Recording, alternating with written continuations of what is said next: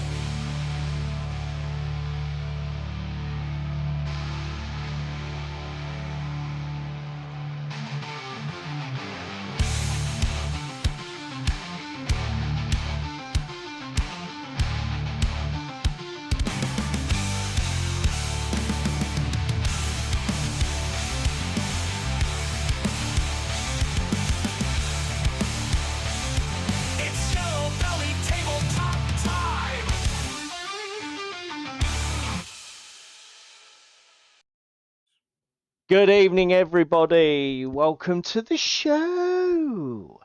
Right, yeah. Hope you all had a good week since we last saw you. How we doing? Let me now. I've got to go into here and mute David in there because otherwise I get double David. But you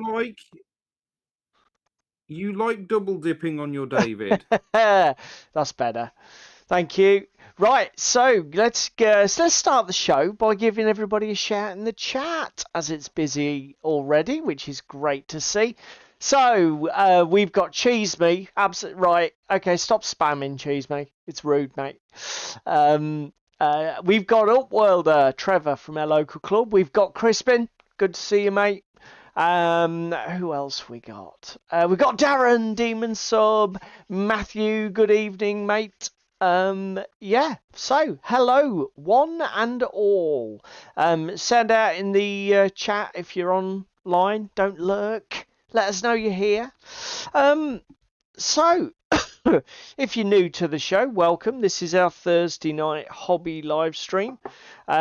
We will be doing some hobby, so why don't you join us? Get something to build, paint, work on, and come along for the ride. And if you're watching on later on YouTube, again, we should be here for a couple of hours, so you may as well get something to keep yourself busy. Do you want to go first with... Well, I'll tell you what. So we're going to follow our usual format. If you're new here, I know I don't need to repeat this for everybody in the chat, but you never know. We might get some new first-timers. We're going to follow our usual format. David and I will show you what we're going to be working on. We'll then have a quick chat about what we got up to at Gaming Club or gaming in the last week. I've got a few pickies to show off for the Hereward Wargame show, which happened last weekend on Sunday. And we'll tell you about that because that was a good day. There isn't really much in terms of news or stuff on the internet. I love it. Pandy from He's that's already Paul. here correcting you. Yeah, Paul from Pandyman Entertainment. God bless him and all who sail in him. Is already correcting me that he does the not only fantastic trench offensive, but he also does threat level emergency response. A sort of solo modern day emergency services miniature game which is very much unique, and I would suggest everybody have a look at it, if only for the miniatures, which are fantastic. So yeah, we haven't really got much in terms of news to chat about, and then probably around 9 o'clock-ish, if everything goes to plan, we'll get into our main topic, which is waffly, not very well defined, but basically we're just going to chat about, because again, it'll all become clear, we're going to chat about wargame design fundamentals, the three things that we think at its core define a tabletop miniatures game. And the thing I'm most interested in with you guys in the chat is to let us know if we've missed something else that basically that you think is something that without it a game is not what you would call a war game or a miniatures war game, but it's something else. And it could still be like a board game or whatever, but it's to try and isolate those core things that make a war game what it is. And this is, I mean, again, this is a bit of a self-indulgent stream. Did you just see Paul's comment? No, I've got better than that because my phone connects to my new computer. Yeah. So Spam is currently, unfortunately, sat in urgent treatment centre at her local hospital. She's just come on to chat to message me to say she can't even watch it at her local hospital because we are mature content. So yeah. Oh, yes. Blocked on public Wi-Fi. Results! That's fantastic. Brilliant. So yeah, as I say, this is a bit of an indulgent stream. These are the kind of things that go through your head when you are involved in designing a war game, which David and I are sort of bumbling our way through our first little project. We're doing it badly because we wanted to get stuff done to have an alpha test maybe by the end of this year. Yeah. Chances of that happening slim to non-existent at the moment. Just do you hold your fucking horses, mate? I think we've got a very good chance of getting to that stage by the end of this year.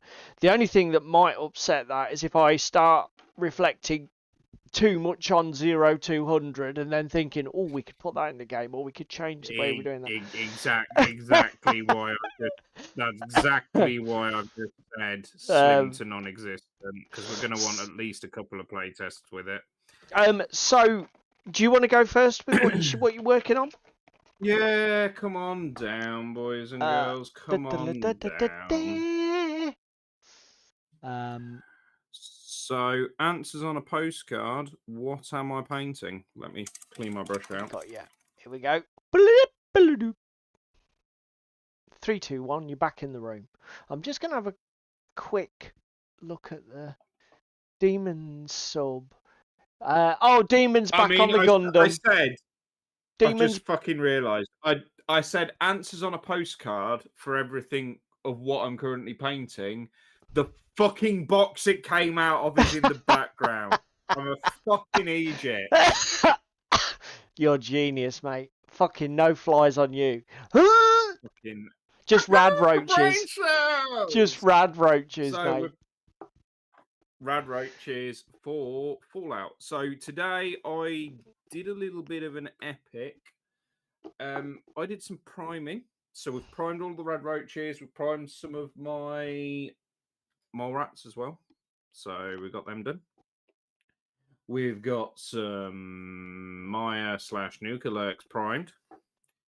Then we've got I'm just going to move this because it's the easiest way to do this.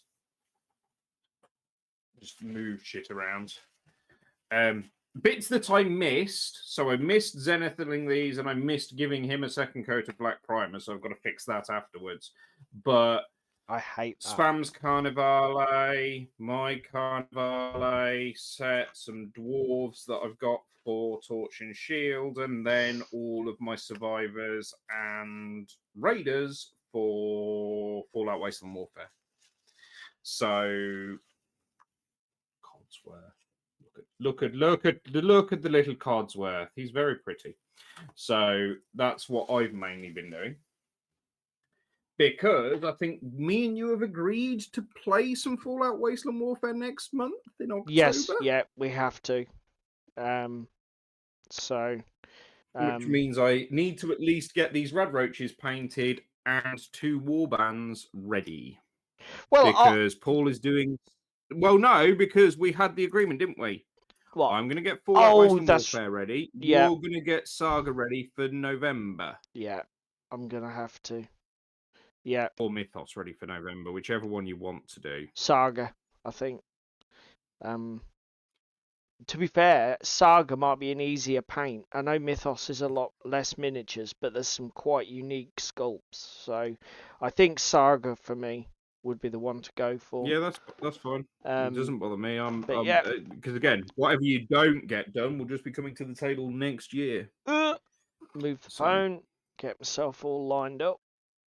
Okay, so yeah, I'm currently basically base coat down on rad roaches. Sweet. What am I doing? So I am still on the bolt action. Hello, refresh. Is it me you're looking for? Thank you.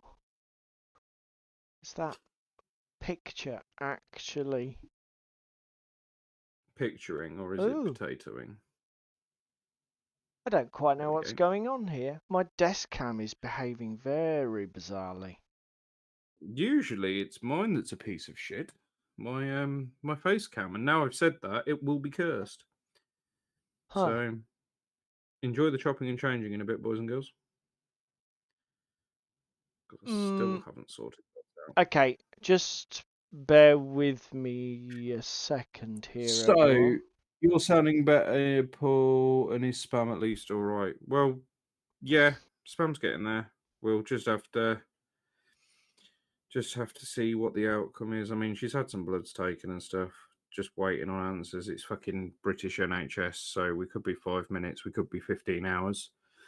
It's unfortunate the way the cookie crumbles when healthcare is free.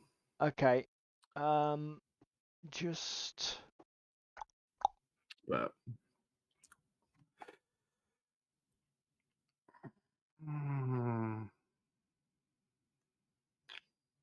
Okay. Not entirely sure. Psyche walk. Right. Every time. Okay. This is probably not going to. In fact, this is almost certainly not going to work because that is completely frozen. I do not know what the hell is going on here. Let me take Is your this. phone overheating? No. Let's close that tab. Close it, just bear with me, everyone. Oh, technical difficulties, boys and girls. I hope you had them on your bingo card. You win a prize, and your prize is listening to our dulcet tones. I didn't say it was a good prize now, did I? Didn't say it was a good prize. Join room with camera. Start. I mean, do you have to? Mute them rapidly before we get some weird echoey shit. Right. I think that's fixed the glitch. The glitch in the Matrix? However, it does appear to have changed my URL. So, properties. Wonderful. As long as she's all right, I'm Paste. glad I'm not saying bad news. I sweated a bucket though today. Damn manual labour at work.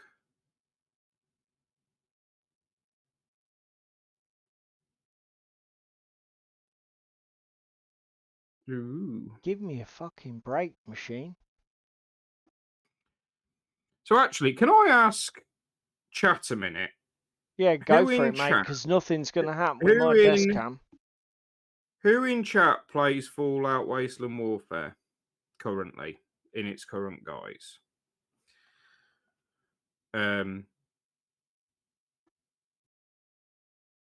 Because obviously we have second edition coming next year. Don't remember exactly when, but I know some point next year, which I'm really looking forward to. Really, really looking forward to. So the only thing is, I know me and Paul are not going to overly commit until second edition has arrived, aren't we, Paul? For what? Wasteland Warfare? No, because it doesn't make... It's what you said. It doesn't make any sense to... We're just going to get a starter game to the table this year. Say that we've played it, and then next year will be the year of playing it more. Completely at a fucking loss here. I don't know what the hell is happening. I do not have a clue. But for some reason, Andy, my desktop cam does not want it. Fuck knows. Pandy, what do you play then, sir?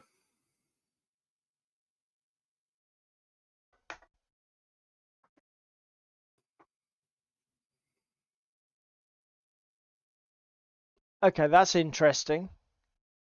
What's that? All I had to do was unplug the power, and it works. Okay, you have issues with your charging port. So, finally, here is my very grainy, shitty desk cam. But I am still assembling bolt action US infantry. Do you know what? I know Ewok said this was a horrible kit, and I do sort of agree. Particularly the arms aren't great to fit to the miniatures, but I do like the variety of the poses. I do like the variety of the weapons, and there isn't an egregious amount of gear and kit. Because the Marines, they look like they travel fairly light. So I am Tends actually to be what happens when you jump out of a boat and don't want to fucking drown as you come ashore. Good point. So I've got my command section built. I'm working on my first infantry squad. So this needs to be basically I've got an NCO, and then there's four-man teams. Each one is the same: rifle, bar, shotgun, carbine, and basically I've got to do another of those. Then that will leave me 8 miniatures from my Island Assault set that I got, which is the starter set that's half Jap, half American. And then I've got my Semper Fidelis actual army box to build as well. So I do have a weapon sprue with some nice little things on it, like a scoped. I think it's a scoped 1903. And there's also there's a bazooka on here as well. So I'll probably build a bazooka team and a sniper team using this island just box. For shits and giggles. Yeah. but I'm not. And then basically, I think I'll plough into at least another full infantry unit, maybe two, before we decide what else we're going to do for special. But this is what I'm working on at the minute. I've just seen chat. Ewok, new game this year. No, new game last year, not played yet. So no money has been spent on Fallout Wasteland Warfare this year, other than buying shit to bulk out my collection. Yeah, I was going to say, we've owned stuff for ages, haven't we? And we've just never got the bloody game to the table. All we played is... bought it last year when the Fallout Yeah. game was released, because they had the Vault 33% off sale, didn't they? And that's when we got into it. The flash is pretty bad. I'll give you that, Ewok. Virtually everything needs some cleanup. Every arm, leg, and body. And some of the rifles and bayonets are just like, because the items are so thin, getting the flash off them is a pig. But to be fair, there's enough spare pieces that I can work around it and just not use the things that are horrible. Just use the particularly bad ones.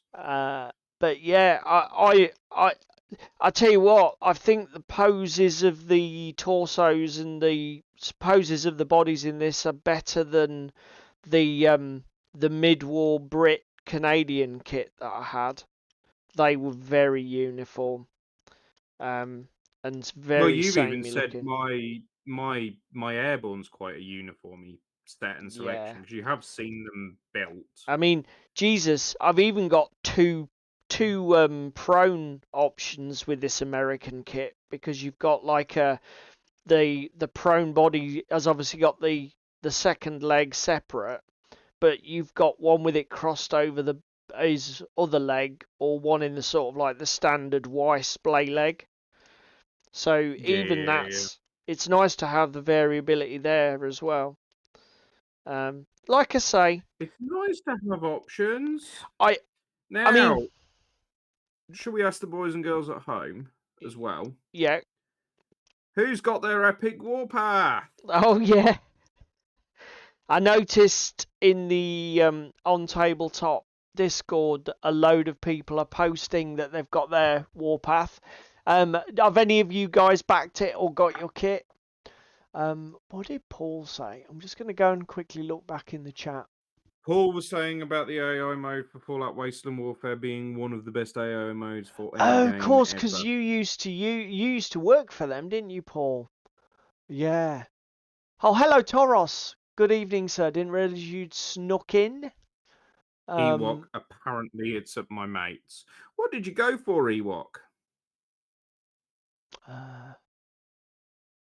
Haven't started if you don't mind me asking. Late War Canadians apparently.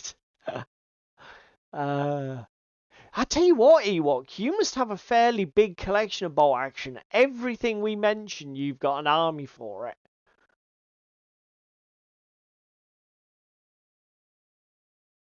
You're building colonial militia from Warlord. What's that for? What game? Toros hasn't had an email yet.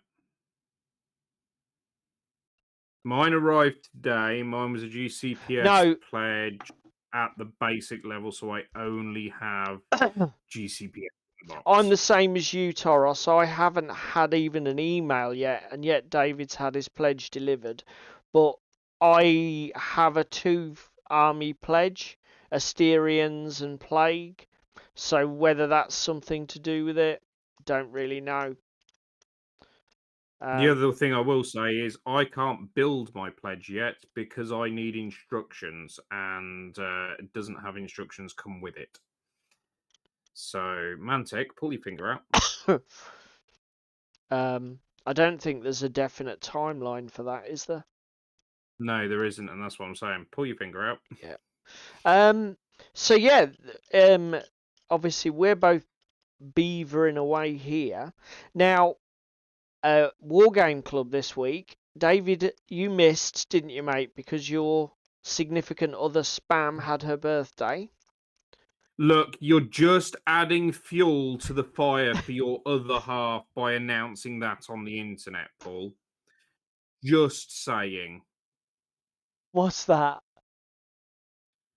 Well, that I had a day off club because Oh, my significant other had a yes. birthday. Yes, because and basically as David says, as David is intimating, this threw me massively under the bus because of those of you who are regulars will remember my wife's birthday falls pretty much every year at UKGE. Because it's normally it's end of May, so it falls in that bank holiday weekend that UKG is held on. So of course, David, it's like, oh, David's not going to club because David's going to him and Sam are doing something for her birthday. Ross is like, oh, well, you don't do anything for my birthday, you'll be at fucking UKG again. Do you want to know what we Thanks for did? that. We opened presents, ate a Mackey's, and watched Peaky fucking Blinders. Yes, That's well, what we did. well, again, that doesn't help me. What you should have said is, yeah, I took the time off, but actually I just hobbied and ignored her. That's Well, what you no, 'cause could have said. I bought her hobby stuff for her birthday. Oh, right, okay. But you weren't She now working on it. No, No, so again, it it's doesn't another help me, does it? it's another box of Carnivale Whores, the expansion He for her did first go one. to the Hereward show, Paul, but it didn't fall actually on the day. Choose me says no ring then? Question mark. No ring. I don't want to buy anything new yet, so no, I'm not buying anything new. So buying hobby, but no ring. Fucking hell. To be Cheese me. fair, Hereward, I didn't do much at Hereward purchase-wise. I To be purchased Oathmark for a fucking steal yes. because that was being sold second-hand and that was Oh, down to a tenner. actually, keep entertaining the crowd. I shall go and I look because bought a birthday present for Paul, and then I bought, or I thought I was buying, a water barrel from Sarissa for my Wild West table for what's it fucking called? Wild West Exodus. I got home, took it out of my backpack because I took my work backpack with me to the show, and with everything, I didn't take it out till last night. Took it out last night. Didn't buy the water barrel from Sarissa on the tower. Bought the fucking windmill from Sarissa. So I've now got 2 fucking windmills. So Paul, you are now the proud owner of another Wild West windmill. Have fun. No new games. No, didn't do new games, but did play some 0-200, and we will probably talk about that when Paul's back in the room because fuck me, is that game good? sorry, mate. So I was trying to find because you noticed in your copy of the Oathmark rulebook that there's a misprint, isn't there? Where yes, there is on page 44. And I was going to go and I've been meaning to check my book, but I keep forgetting. And I thought, oh, while we're online, I'll go and get it. But unfortunately, it's not in the bookcase in my bedroom. I think it's one of the ones that was in the bookcase downstairs, which has now all been packed into tote boxes. So I'll have to find it and I'll double check and see if my misprint is the same or whether it's something they've caught and fixed with later editions. Unless anybody in the chat knows whether that misprint on page 49 of the Oathmark core rulebook is still I think there. it's 49. I think But did you it's say 43. 49 or 44? Bear with me. I'll say it was on page 44. 44. For So combat against units in defensive work. So things behind like ramparts and shit. Basically, the bottom picture overlaps the last line of text, so you can't quite read it. yeah. I was saying to the boys and girls at home, I had a cheap Hereward because I bought Oathmark. I bought no, not the Life Universe and everything. Cheese me, unfortunately not. No. Would have been better if it was on that page. Bought you a Christmas present from Sarissa, but also thought I was buying the water tower from Sarissa that matches the windmill that I've got. Yeah.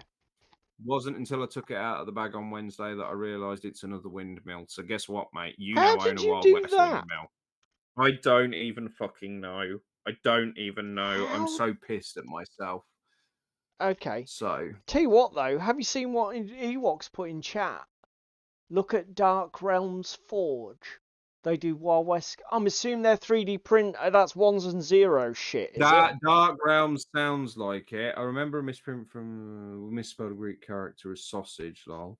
I remember something about that area. Pretty sure it was mentioned online. Yeah, it's probably been mentioned and fixed and whatever.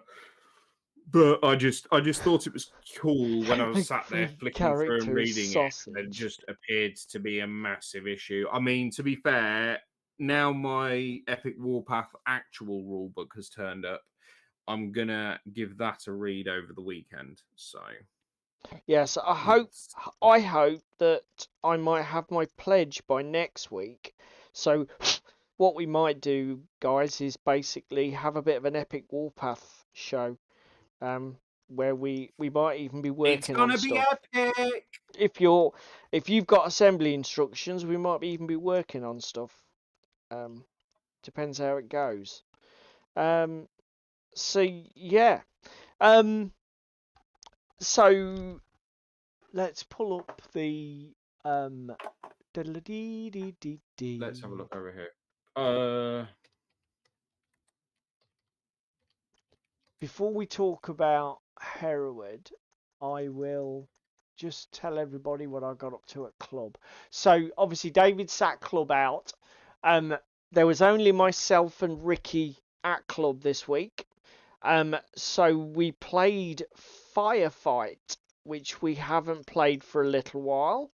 There had been some rules changes since we've last played, but to be fair though, it was easy enough to go and print new lists off on the Mantic Companion, and that it wasn't massive changes, so it didn't affect the game at all. We played I think it's one of the base missions, the core missions, not the narrative ones, and it's one where you basically check table quarters at the end of the game, end of round 5, and it's most unit strength in each table quarter wins. And I managed to squeak a win, and won 3/4 to 1. Just by pushing some of my Forge Fathers over the line. If you look as you're looking at the table, we were pretty much stalemated. I had my 2 table quarters, Ricky had strong control of his, and during the last turn, I just pushed some of my cheap militia units over into the top right hand corner and managed to win by 1. Uh, Can you stop winning by just a point? It's really that's fucking fucking funny. annoying, dude. Toros says there's an errata on the line that's covered by that picture as well. Oh, what are the odds? That's pretty fucking hysterical. So yeah, it was a fantastic game. Do you know what? It's been far too long since we played Firefight. Really, really enjoyed it. I can't.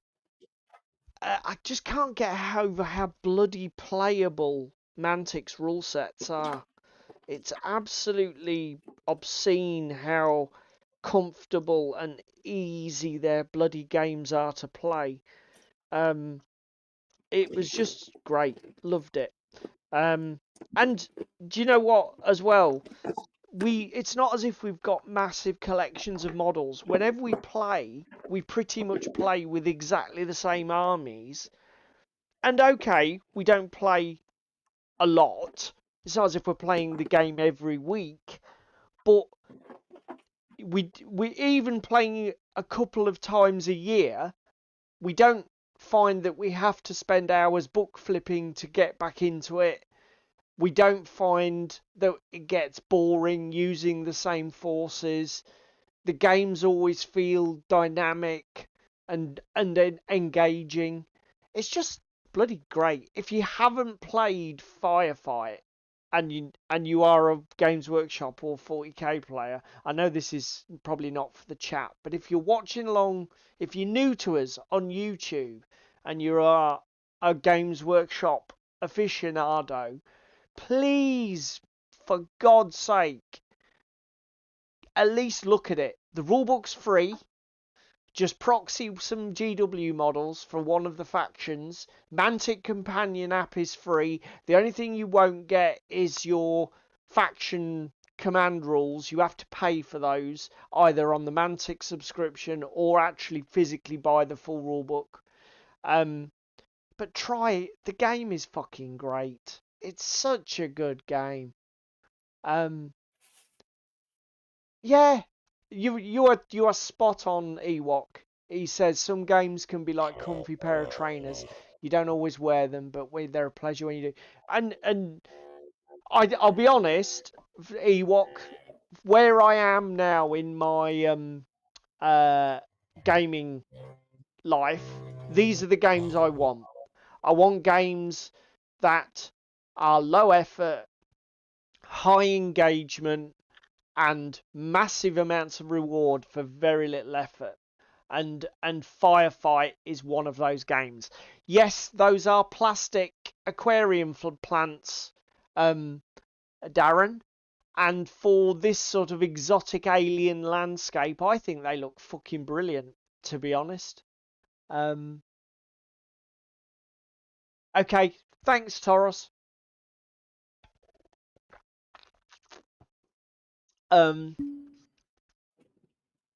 Yeah. We love a bit of aquarium plantage Yeah. because I'm going to be doing some shortly for Fallout and stuff. Yeah, I mean, as well. the colour palette means it's going to be alien world only, but they look fine for that. And Yeah, but some of the stuff I've got's more realistic than the alien stuff that true. Ricky's got, because that's Ricky's stuff, isn't it? Exactly. They and literally those are just bought off eBay. He hasn't coloured them. He hasn't painted them. He hasn't even put a wash on them. It's just like you stick them on the table. Not even base them. No, they're just on the same, because they get those. They've got like a resin plug base, Weighted, so that yeah, they're weighted in the fish resin tank. base, haven't they? I bet they have. Toros. But yeah, they're still not super expensive though. Yeah. So yeah, there's that. But I've got some pickies for. Let's do the pickies for. Hereward. So let's tell everybody a little bit about Hereward then, mate, as we haven't got any news. So I thought it was a great show this year. Congratulations to all of the guys at the Peterborough Wargaming Club who put the show on. Some of the tables were fantastic. It seemed a little quiet. I don't know if that's... I don't know what the attendance figures were, but I think it's had busier years. But I'm just going on feel. I don't know that's necessarily, the case. Well, it doesn't usually get as quiet as it did when we left until about an hour and a half later, does it? No. So it did feel a bit quieter. Yeah. But it didn't feel as busy going in the morning, did it? But no. There was definitely plenty to see. The retailers were fine. You had plenty of choice. I was going to say, some new retailers we hadn't seen. So Pemberley Scenics was one, because we were having a look at some of their pre-mixed basing materials and stuff like that, weren't we, mate? To be honest, I wish I'd gone round their stand earlier and not got sidetracked playing 0-200, because it did. Yes, Their colours stuff was did look Saturday, good. Taurus. Might have been, mate. Which Might might have have been. had something to do with it. Yes, it was Saturday because I was looking for Brigade, and Brigade weren't coming to Hereward because they were Colours And where's Colours? Where's that based? down in Reading. Oh, okay. Yeah. Okay. That might explain why it was a little bit off, because it clashed with another show. See, this is the problem, isn't it? These local shows, these smaller ones, there's getting to be a lot of them now, which is fine, but it's making the old show calendar a bit bit messy. crowded, isn't it? Yeah. So this is a Burrows and Badgers table. There was demonstration games for 2nd edition going on here. Looked absolutely Yes, they were fantastic. Ewok. Yeah, miniatures look great. Yes, they had the same offer, mate. Yeah. So this Burrows and Badgers table looked great. You commented on these statues, didn't you, mate? Yes, fucking genius idea here. Yeah. I've got a really nice Golem 3D print, a stone Golem that's all cracked and animated. Yeah. Paul's got it somewhere as part of his warband. I'm gonna just print that fucking supersize on an FDM. Yeah. And have them as some scenery pieces for my my rank and flanks and Burrows and Badgers and everything else. Yeah, Do you know what I mean? Yeah, you just use them as like a pair of statues to flank a valley or a road. You could even use them as an entry to a city, like if you're using a fortress, that sort of thing. That'd probably look quite cool. But this was the 0-200 table. This we got drawn into a demonstration game of this. The guy running it was a guy called Paul. Props to him. He ran a fantastic demo of this game. Really enjoyed it.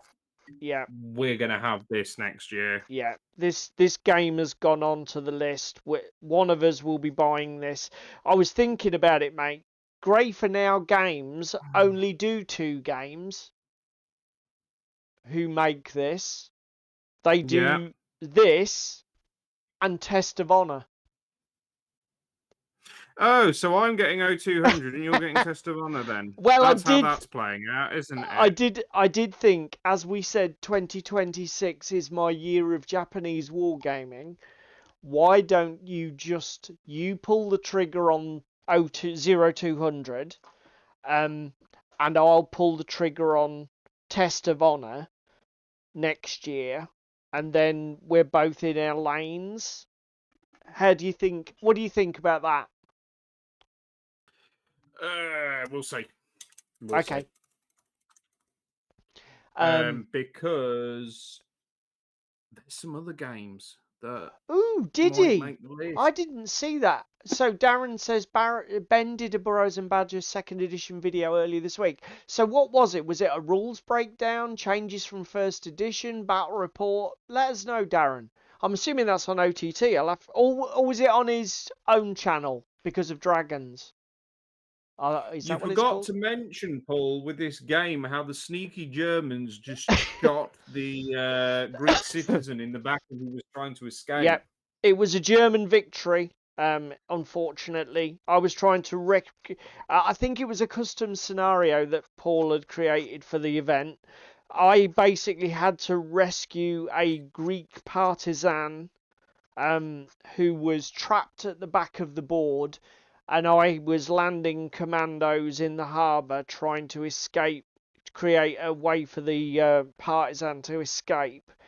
And I didn't do too bad, I don't think. I made it onto the quayside, and the partisan even made it onto a boat, ready to sort of like get carried away by the commandos. But unfortunately, by then, the Germans were starting to swarm me and they shot him in the back just as he was trying to escape. So, casualties were high for the Brits, I'm afraid, but it was a Casualties really were good high for the game. Germans, dude. You took out my officer in about 3 two-man squads. Oh, Guards We of were on a Traitors' bar Toll is them as field. well, is it? So they're up to 3 games. Of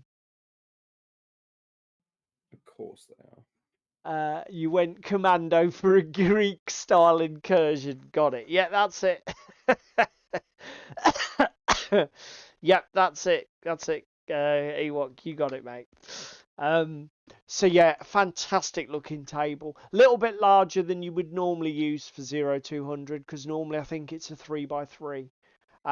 But it was a great game. Enjoyed it a ton. Got loads of pickies of this. Really good, That really good was game. Pembroke Scenics, was it? Some of the Pemberley. stuff they had on offer. Their stuff was selling fast. Like I say, I thought hopefully Love once the fact that you've got mine and Spam's faces in the side of that picture. Just saying. that one. Thanks. That's No, I haven't got really your, that's appreciated. not your face. It's the back of your head. And anyway, it wasn't there till you leaned in. It's your fault. Um. This was sort of one of the centerpiece things. This was their silly crowd pleaser game that they had for the show.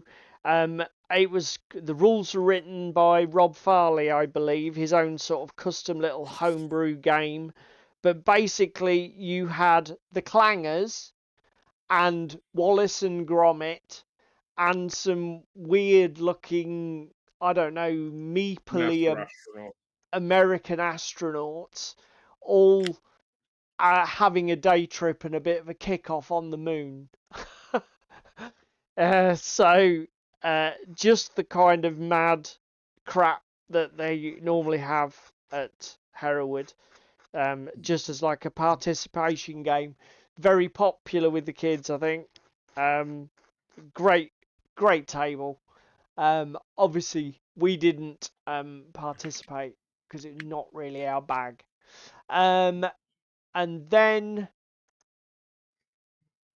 that's not correct. Where Right, am I? what am I doing next? Okay, so that's back to the beginning. Just bear with me a second. Then there were quite a lot of Bagpuss is getting a new film. Get out of here, Taros. Bagpuss, what fuck? I didn't know that. I'll be honest, I am not a massive expert on the Clangers. I didn't realise there were astronauts in the Clangers. So you know better than me, Taros. There were quite a few very impressive looking historical games at Peterborough this year, at Hereward this year. There was I an think that's been true everywhere we've been though this year. yeah. There was was there 2 Napoleonics? There Don't were know. anyway. There's fucking there was like a Napoleonics, a medieval. There was a Chain of Command, World War II table. There was loads of stuff. This was the Napoleonics one. Bricks Creek. There was Bricks Creek as well. Oh yeah, wasn't there? Bricks Krieg had a table. Yes, but the tables look fantastic. This is that Aspen Essling Napoleonics thing, I think. You need to be fair, I mean I didn't ask where Rob got his Clangers miniatures. I'm assuming that somebody does them out there. Either whoever does 7TV. What the hell are they called? Can't remember the name of the company. Either them or one of the other smaller miniature companies. Who is it? Crooked Dice. Who's the other small company that does loads of stuff like A-Team and that sort of thing? Is it Footsore? No. Who is it? Come on, help me out in the chat, guys. There's one of those companies that's notorious for doing. They do people like Snake Plissken and all of the stuff. Hayland, thank you. Yeah, I was going to say Hayland have got the. I think this was the chain of command table, World War II.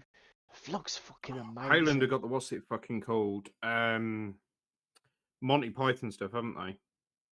Artisan do a lot of pulp stuff. Cool. Yeah, the table's just great. This one was BattleTech, I want to say. Yeah, there was a couple of BattleTech tables. Yeah. Side by side.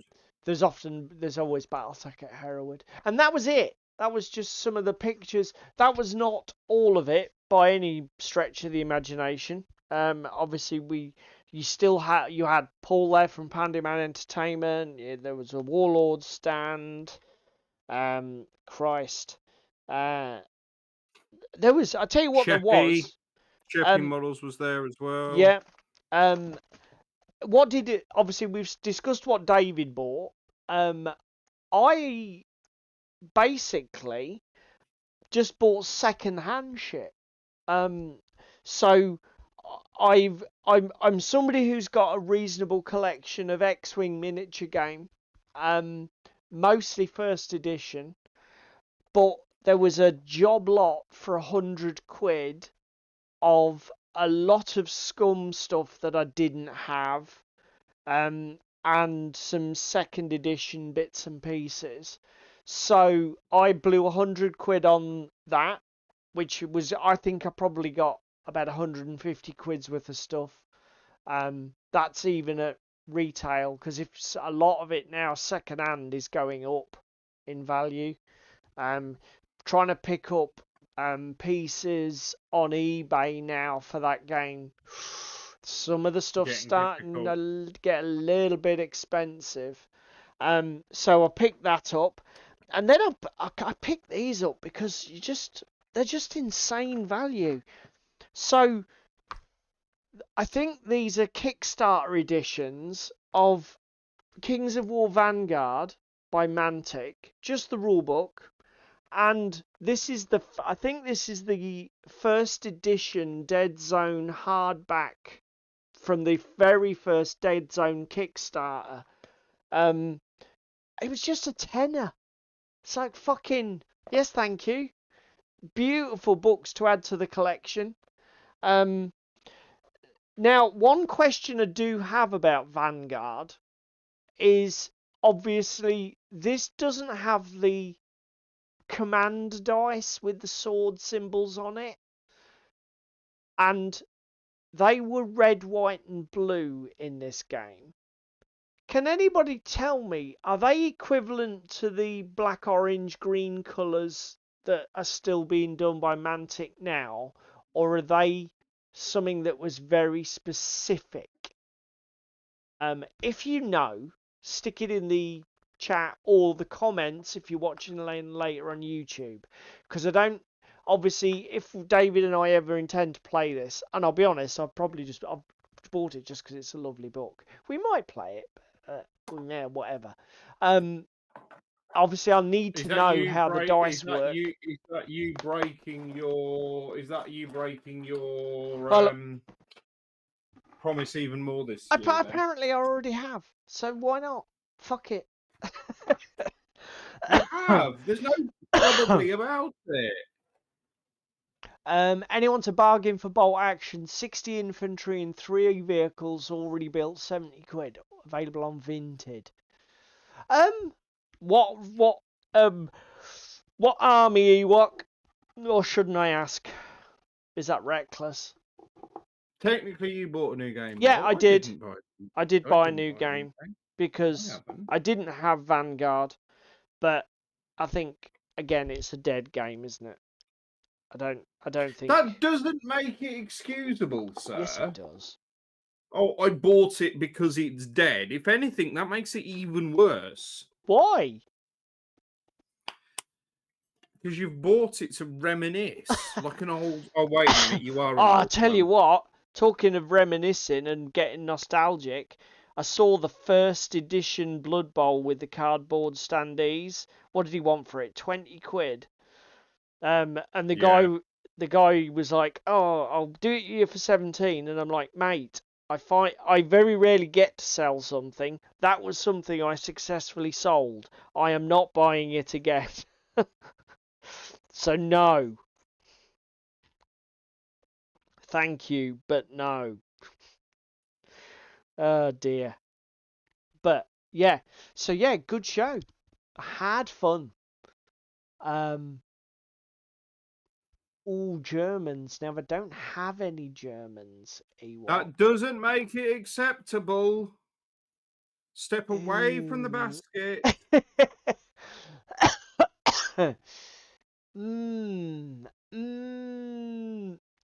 It's Darren says it's like giving up meat then saying I bought that steak because it's dead, lol. Shut up. Fucking hell, you lot. Give a lad a break. No, because you're such an easy target. I think, look, we're being very restrained. I think we're doing really well. Well, I'm doing better than you. Oh, shut up. Oh my god. Give it a rest. How about no? Because I haven't bought anything new this year. I haven't. Do you want to say that with more conviction? No. Right then, shut your fucking mouth. Still, to be fair, we are doing better. We are definitely doing better. Taras, stop. Fucking hell. It's just so attacked here. So bloody attacked.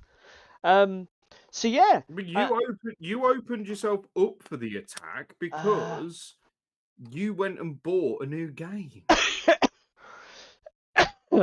Actually, talking about it, what's the general consensus? Is it worth me spending any time on, or should I just add it to the nostalgia and memories collection? Is Vanguard a good enough game to be worth my time? What is the consensus here? What do we think? Has anyone played it? You're only lying to yourself, Paul. That's fine. I'll lie to myself. I don't care. I'm not proud. I am a liar though, apparently. So, hey ho. We've base coated Hull red, we've dry brushed Doomball brown, and now we're going into Scrag brown. Here's a question that came up at UK Games Expo, and I'll be interested for your guys' opinion. I would hold fire as they're eventually going to revamp it and relaunch it. Okay. What Ewok said. Okay, fair enough. I wondered. Okay, I'll take you at your word, Ewok. I didn't know whether it was ever that successful for them, whether it would be worth them bothering. But one thing we were talking about was, obviously I've said next year I really want to get into the Japanese thing. Now, Bushido, I will 99% get. Play to death. Because I love the dice pool mechanic where you've got the offense and the defense dice. I love the miniature range. I love the sort of like the fact it's got like the fantasy magic demon thing. But I definitely will be doing some historical Japanese. And I was looking at, I think, is it Pike and Shot? Pike and Shot feudal. Yeah, they got the feudal Japanese stuff from Warlord, or basically doing it in 28mm. Should I do that sort of like feudal era Japanese in a smaller scale and not 28mm? What do we think?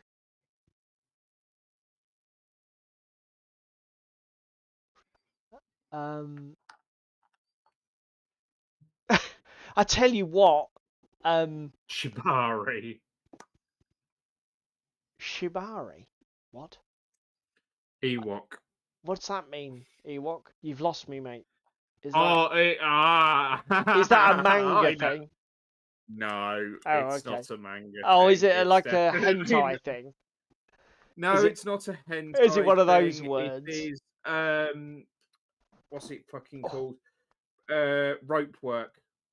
Oh, right. Okay. Like bondage rope work and stuff like that. Oh, okay. Right. That explains it if Ewoks knows what it is. Yeah. He said he was getting into the Japanese thing. I know he did, mate. I know he did. Fucking hell. Fucking Jesus. So yeah, 28mm or a smaller scale. I'm Well, sort to of be fair, thinking I ought to do a smaller scale. Because I do 28mm all the fucking time. 28mm. counterpoint, no. Counterpoint. Yeah. If you're building your 28mm table properly and you've got your 28mm table that you already got from TT Combat this Yep. year, Yep. you haven't then got to do terrain as an extra. If you're doing 6mm or 10mm or even 15mm, you're going to need different terrain, mate. Yeah, but they're mass combat. They're like fucking. It's not like a skirmish game. You won't need the same levels of terrain. I get what you're saying. I'm But just saying, why you've got beautiful 28mm terrain? Why don't you fucking use it? well, we will be doing, because obviously we will be using it for Bushido and probably Test of Honor. But I'm just And thinking, I Infinity. really do want to do one of those Ido period mass combat games. Fireforge 20. Oh, you see, Ewok's doing it again. So that's another great 28mm Japanese range of models. The other thing is 28mm gives you flex to paint with.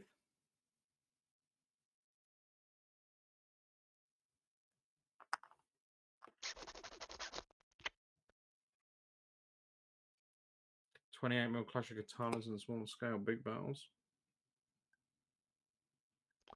Do two scales.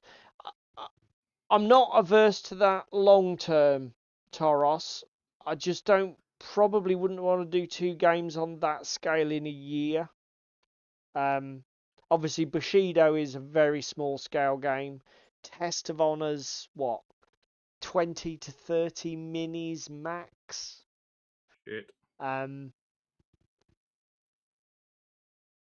Yeah, and you can use bright colours and make it look fucking beautiful as well. Ewok. Still, it's all things to think about for next year, I guess. Toros, if you were doing a small scale rule set, say 6mm, 6 to 10mm for that period, do you have any shouts, as you are the small scale guy? Just out of interest for me to look at. I tell you what, I did see a beautiful 6mm range of models. I saw them at UKGE. It was like a guy who had a little booth that looked like one of them newspaper booths in an underground. And a lot of the stuff was just hanging on a board. Yeah, Sort I of know like, which one you're on about. He does World War II at small scale as well, yeah. doesn't he? So I know the miniatures Yellow are and out. black, wasn't it? Yes. The miniatures are definitely out there. Bizarrely enough, Darren, I tell you what, that Pemberley or Pembroke Scenics that we showed earlier, they had a lovely cherry blossom like flock for doing trees. Looked beautiful colours. And their apple tree flock look quite nice as well. Is that the Osprey one, Ewok?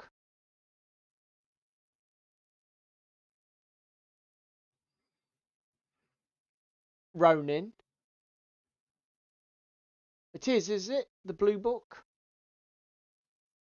I tell you what, mate, yeah. If you want to DM me what the postage is, if you want to post me that, I'll have your arm off. Okay, that's all right, Toros. Don't feel bad, mate. I just thought, you know, if you want to know, ask somebody in the know. But that's fine. Don't worry about it, buddy. That's awesome. I'm sure I can find, when it comes to it, shall sound off in the old OTT Discord. Somebody'll have a recommendation. Oh, will do, buddy. In fact, I'll probably do that now. Otherwise, there's no way I'm going to forget it. No, I will remind you at the end of stream. Okay, don't forget. Right. Do you want to do? Should we do main topic o'clock then? Should we go for a wander and a foray through the fucking... Aye. So, as I said at the top of the show, David and I think, again, one of the other things, what sparked this conversation is we're getting a little bit obsessed about game mechanics and game design and how these games are put together that we enjoy so much. But and elegance in said systems and design as well. But it's something else that definitely fed into this conversation for us was our experiences with 0200 versus Butcher and Bolt, which we sampled at the UK Games Expo. Jeez. I again don't want to belittle Butcher and Bolt. Ewok, noted, mate. Noted. But right. There was two way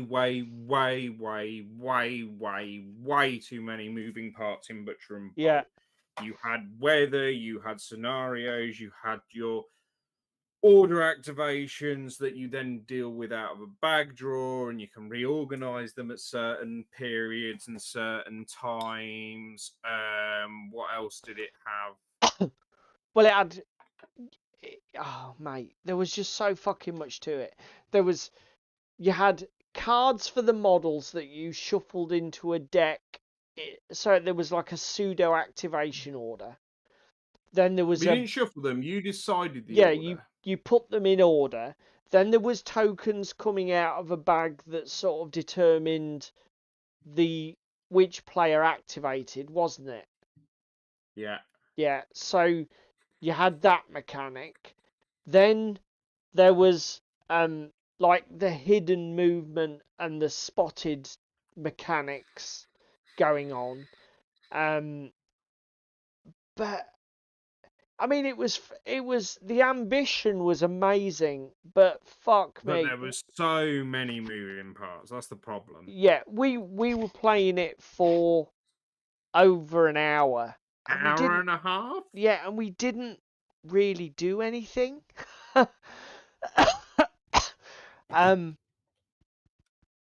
Dixon do a great range, but they're true 25mm. That's okay. That I tell you what, the thing is, Toros, it actually doesn't matter because obviously because we're doing, it'll be pretty much be, Japanese warlord on Japanese warlord. I'll probably end up collecting the whole thing. So actually, if it's a bit out of scale with anything else, it doesn't matter too much. Yeah, it's not huge for because you, it's going to be very much its own thing. But yeah, as I say, just comparing those two games, you can 0200 has so much more elegance to the way it's put together. You can tell that somebody's been ruthless with it and said, do we need this? Yeah, we do. Do we need this? No, probably not. Should we put this in? Yeah, no, let's not bother. And it's don't get me wrong, it's not super quick and super simple, but it's way out of the two games, it's by far and away the better for us on our first play. I mean, it's not as if we played each game 10 times, so we are going on almost like first impressions. But the difference was stark. So, but and again, so we started thinking about, well, initially it starts with discussing different games and what makes a game good versus a game that's a similar premise but isn't as good. But not as good. Yeah. And then we came up with this thought that there's certain things that a war game has to have. And if you don't have them, it's not actually, it doesn't really feel like a war game. No. And we came up with this idea that at its heart, but by the same token, if you start to add more than these core concepts, the game can end up degrading then into something else, more, something that's either over ambitious, unplayable, or just not a war game. Because again, I think if you go too far with the mechanics and the way you expand your gameplay, you end up with a role-playing game. Yeah, you have to abstract certain elements for it to be playable in a conventional time frame is probably the best way of describing that. Because again, as you're saying, those that are more RPG like, you can play, but they're like an all-day session, or you need to stop and re-go and that kind of thing. Do you know what I mean? Yeah. But so here's our premise, and then you guys can weigh in and tell us why we're wrong, or give us examples of games where they break these rules, or they set different rules. So we sort of decided after a bit of discussion that the three things for us that make a game a war game, a miniatures war game, are number one,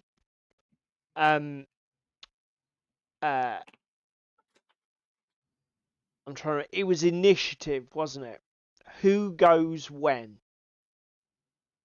Yeah, so the three fundamentals for us, like you say, were initiative, so activation order, whether that's set through the game or bag draw or whatever. We'll discuss this more in a minute. Yeah. A way of interacting with the table and the environment, so objectives. And the units interacting with each other. But interaction in general. Because if the elements of the game don't interact, then it's not really a war game for me. Then what was the final one? The last one was the resolution, or how you win. So it was the initiative. Yeah, so like I was just saying, the objectives and that initiative, kind of thing, wasn't it? Interaction, and resolution. Because each of those three things, because again, if you think of, you can have a lot of board games might have an initiative system, so player order is determined, I don't know, by resources, or who went last turn, or who's in the lead currently. And then obviously you always have a resolution to a board game. What's the win condition? How do we get there? What's your score?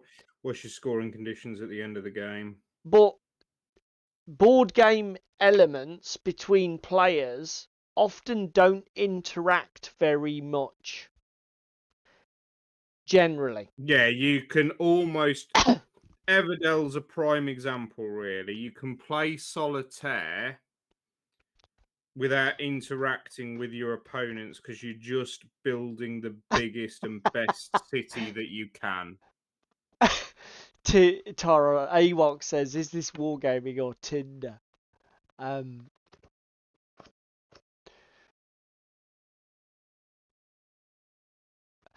Darren says, "I'd say free movement or miniature placement makes it a war game over a board game."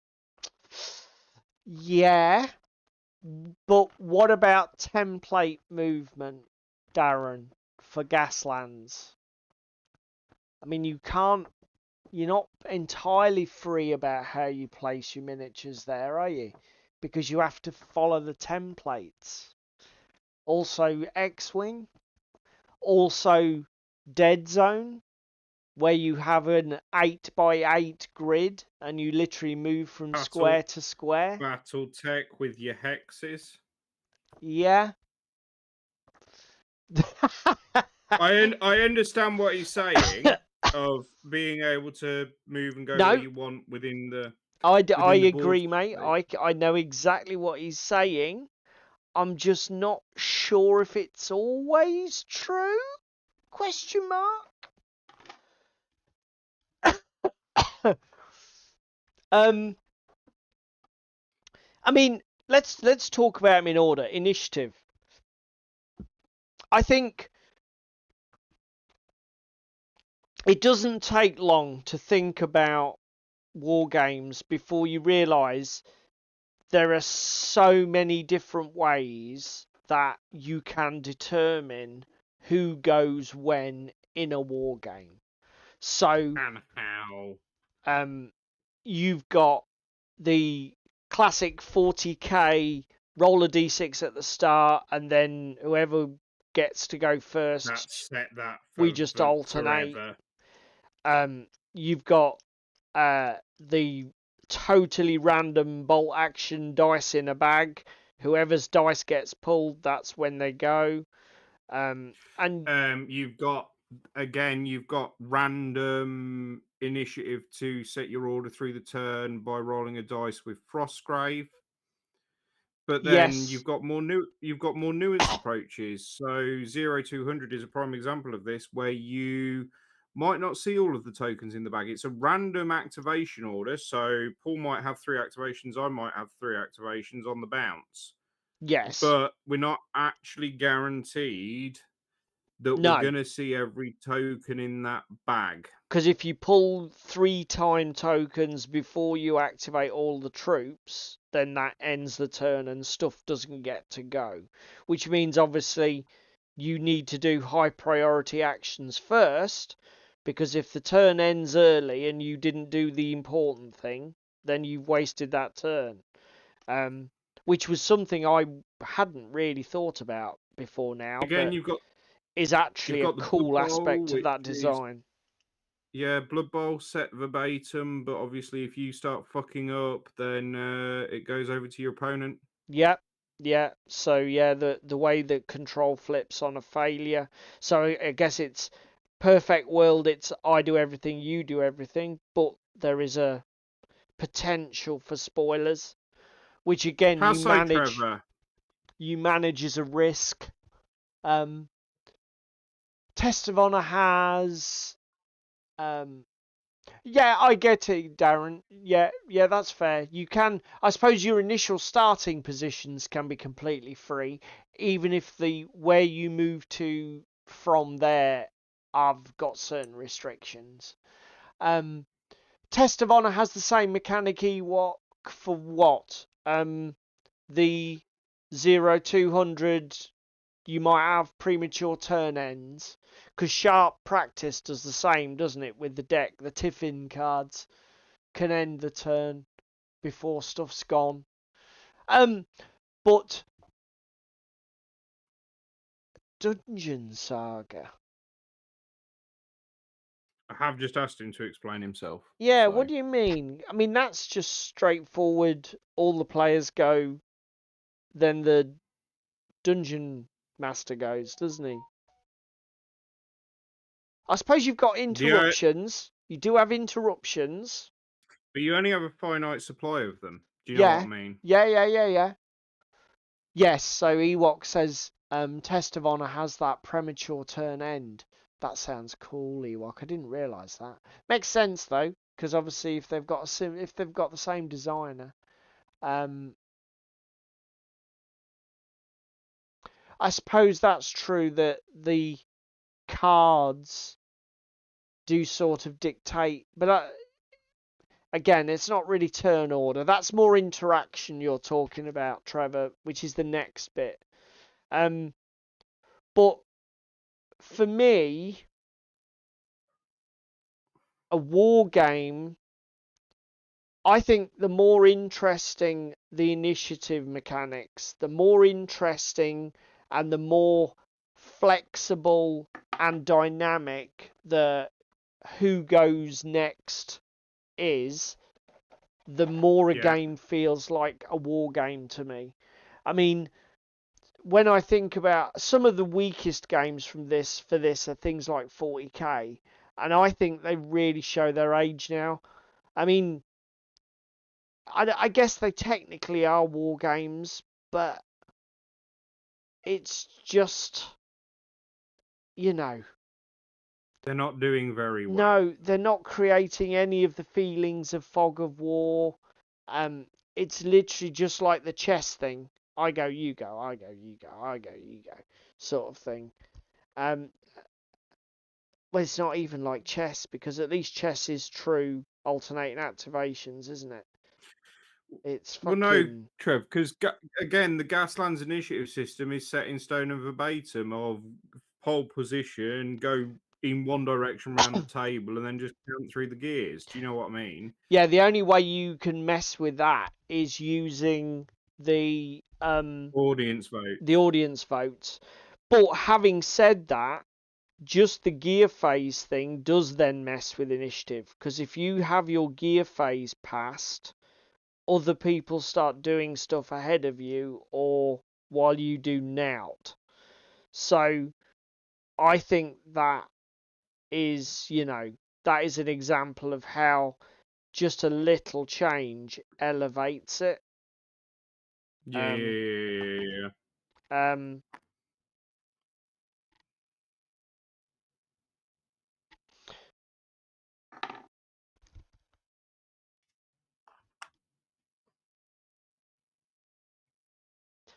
5 leagues parsecs. Can you explain that, Ewok? Because it's been a hot minute since I looked at 5 parsecs. I have got a digital copy of it, but I haven't actually got it to the table yet. Actually, and that's the point. I suppose then you have the true random and chaos ones like fucking Space Station Zero. Not that you've played much of it, where you have to roll a d12 and either keep initiative or pass it to the AI, and then the AI does similar before they flip roll to pass it back to you, kind of thing. yeah. So It's what? just that in the game that we played, we didn't do anything. So you roll a d12, and I think it's 6, then 8, then 10, then just 10 forever kind of thing. What's So you this? roll a The d12. 5 Yeah. leagues? No, this is Space Station Zero. Oh, okay. So you activate one of your models, then you roll a d12, and then on a 6 up, you get to activate a second model, then it's a 8 up, then it's a 10 up. Do you know what I mean? So Yeah. the chances of you chaining 3 or 4 are slim, but not beyond the realms of possibility. And similarly, it's the same for the AI as well. There's a lot of just chucking dice for the sake of chucking dice in that game, but we'll come to that in a minute with interaction and resolution. So the guys haven't said about 5 parsecs, and that's interesting. I'd like to know more about that, how that actually works. Because I was thinking, the one thing I will say in defense of like 40k and the classic I go, you go, at least turn to turn, you aren't restricted about what order you activate your units in. You have a stat, most commonly 1 or 2. You roll a d6 and your 1s and 2s, if you have any, get allocated according. Those people go first, then the bad guys, then the rest of your people.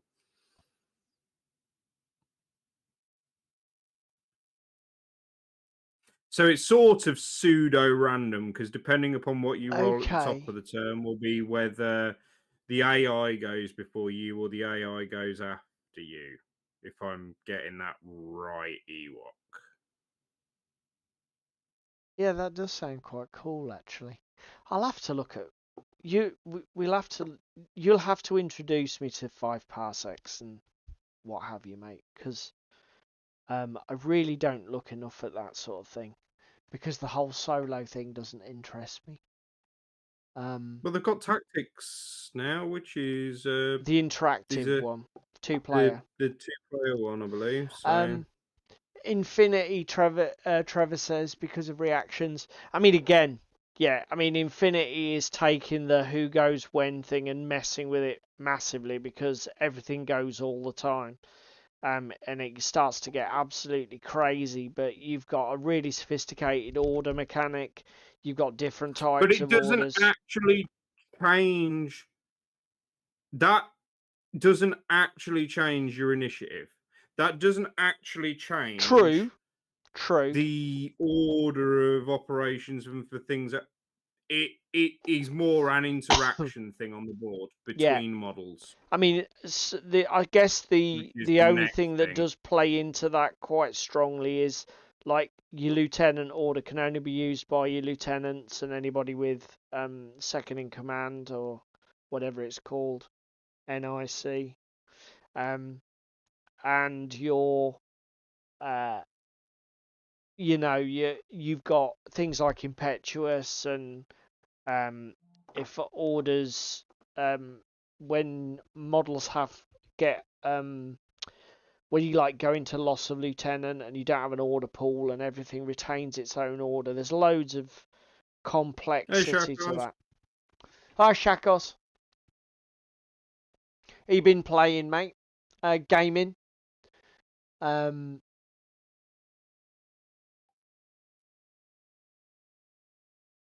So I suppose that segues us nicely onto the next one that we said. yeah. Of The next one was interaction, and obviously this is a massive thing, but again, what we wanted to try and do was distill it down to like really basic ideas. Because like David said about um uh there is some player interaction in Everdell, the that the board game that David mentioned, in that you can play certain cards into your opponent's tableau to mess with their plan. So I think or it place is. workers on their red ones that are Yes, open. so you can block spots on the board if they want to try and get a particular But resource. it is very limited, isn't it, Yeah, regarding it's interaction? whereas obviously with war games particularly, elements interacting with each other is basically the whole, you know, that's why you're How doing it. how how are we doing combat resolution? How are we interacting? And again, interactions do not just have to be between models. They can be between models and the table to give benefits to other models, such as Yeah, cover. because even things like I would put even things like the movement under interaction. So like if you take the movement system in a game like Kings of War, it's that this is the sort of refined interaction that makes war games what they are, because there are so many subtleties to where you're positioning yourself relative to all of the other elements on the table, relative to the terrain. Um, uh, Relative to your objectives, if you're yeah, playing with objectives, which again we'll come to in a bit properly. yeah. Um, Um, it's and again, this is ultimately, again, I suppose one of the things that also happens in every war game is that there is always normally an element of randomness in the interaction, isn't there, mate? So Yeah, that there's some it's sort never of entirely predictable. RNG. It's never deterministic, is No, probably the best way of saying this. with the exception of the woods, which neither of us have ever played. No. But you can use a deck of cards for your RNG. That deck of cards could run across the course of a turn. It could run across a single round and interaction. Looking at you, Moonstone, why the fuck you chose that option though? I don't know. Like the Murphys, You, he's not better. I'm not better at all. You've got dice. You've got again dice, but models, and again, some of these interactions lead into interacting with the first thing that we've already discussed and the thing that we're going to discuss afterwards. But for example, Frostgrave, getting combat boosts because you've interacted and positioned models and group activated to get the jump on your opponent. Happy days. Do you know Yeah. what I mean? Yeah. You're more likely to do it. It leans into its weird, chaotic activation system. It leans into how that interacts, and then as I say, the fact that stuff can just go lend a hand in a fight for another guy to actually get a big boost to it. But again, the fact that Frostgrave isn't, oh well, you can only damage me in your phase. It's handbags at dawn, and everybody can damage everyone in any phase. So make sure you plan accordingly. Yeah.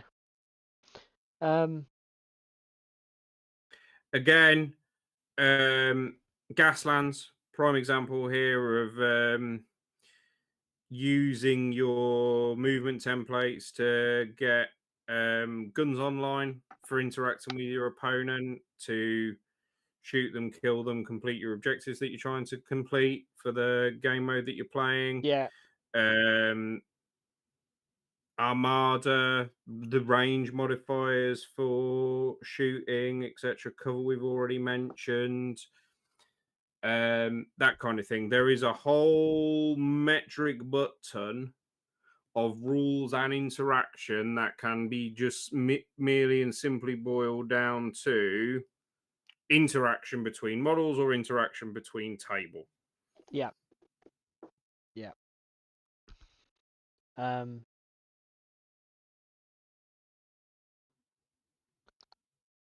I think those are the two. Do you know what? Actually, I think that is probably another thing.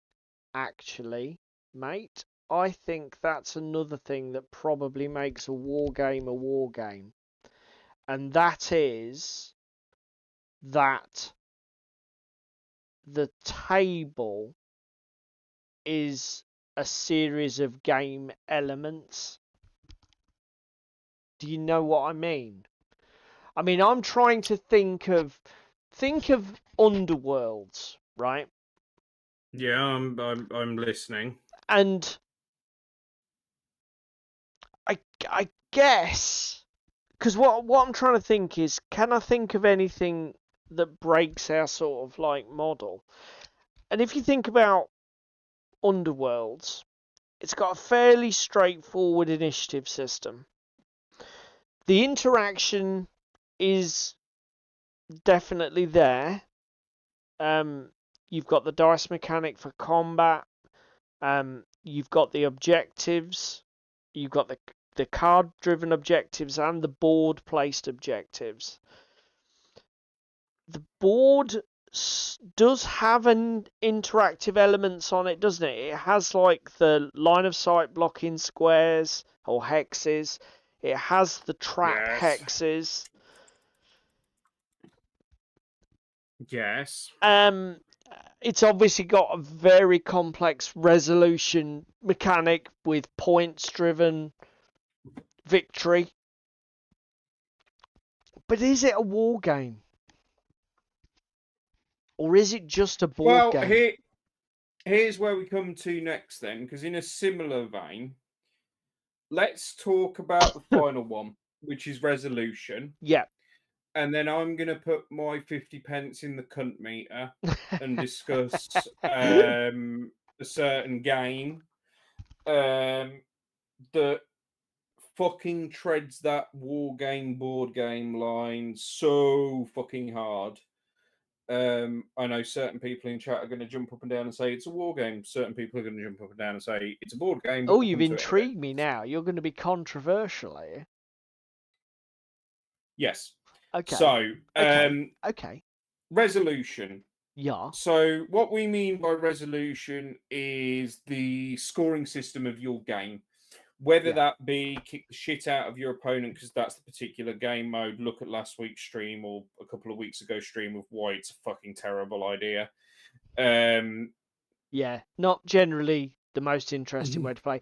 Although, actually, something I was thinking about when I was reflecting on my X-Wing collection, I think the dogfight, just kill your opponent mode is probably the best way to play X-Wing. Maybe the objectives system has come on, but I've always felt the objective system in X-Wing is like forced as fuck. But yeah, anyway, you've got game objectives that are listed out to your opponent at the start of the game, like get here, hold this at turn 6. You have sudden death mechanics like those found in Flames of War. Again, look at previous streams as to why that's a fucking genius idea for a war game. Because again, it's infinite amount of turns, but if you're good at doing your shit, game ends fairly quickly. Some of these objectives might move and therefore lead into the previous discussion that we've just had about interacting with the table and interacting with the positioning between models and stuff. Some of these might be fixed, so once you get there, it's static, but then you're forced to interact with your opponent who's coming towards those objectives. So, sort of all three of the things we've discussed so far lean heavily into one another and are not mutually exclusive, and this is why they are the fundamentals of wargaming. yeah, When it comes to how a combat raise is handled or how an objective resolution is handled, really doesn't matter because there's 50 different ways to roll dice, use cards, etc. for that kind of thing. But it has to have it in there, etc. Again, sudden death is something you don't see very often in games because it can be quite feels bad. yeah. I'll be honest, it's a bit like playing with fire, isn't it? Yeah, Because if your game's got weaknesses or exploits, you're looking at some potentially very short, unsatisfying game experiences. So I think to take a sudden death game resolution mechanic, you want to be confident your game can pull that off. Is there one other than Flames that does that? Gaslands, Oh, I Death mean, Ray. thinking about it, Dead Zone, it's first to X points, first to 15, 16 victory points, whatever it is, for Dead Zone. So I guess that's a sudden death system, technically. God tier. Yeah, And yes, God tier is a miniatures board game. Let's not beat around it's the a board bush. game, yeah. You're moving around on hexes, Yeah, etc. yeah. But the beautiful thing with the resolution in God tier is it's fully deterministic of your game length because it's first to 5 points, but the Yeah, first turn's not weighted, the middle turn's heavily weighted. yeah, Depending on how it has, you're either going to have a 3, 4, or 5 turn game. yeah. And 9 times out of 10, we're having 3 or 4 turn games. Yeah, it's sort of a weird points adjusted best of 5, isn't it? Yes. It's a very, to be fair, actually, the resolution system in that game is very cleverly designed. It's That's why I wanted to that's why I yeah. wanted to mention it, because it is Um, so nicely designed to I'm still not convinced and it's a again war game, but it is very well put together. have that tension throughout the entire game. Yeah, Because again, the best games with resolutions are ones where they go to the wire or there's only a couple of points in it for the yeah, winner and the loser. It's all determined and it's all fucking finely balanced. If somebody steamrollers and runs away very early on, it's not really much point in continuing playing, and you're removing one of the fundamental aspects of the game in the resolution because it's the writing's already on the wall. Why are you going to sit there and watch it out? Do you know what I mean? yeah, and yeah. I mean, again, that's that's the sort of thing that's like a culmination of 100 factors. Is whether your game's Yeah, stable or sort of sudden deathy, or yeah.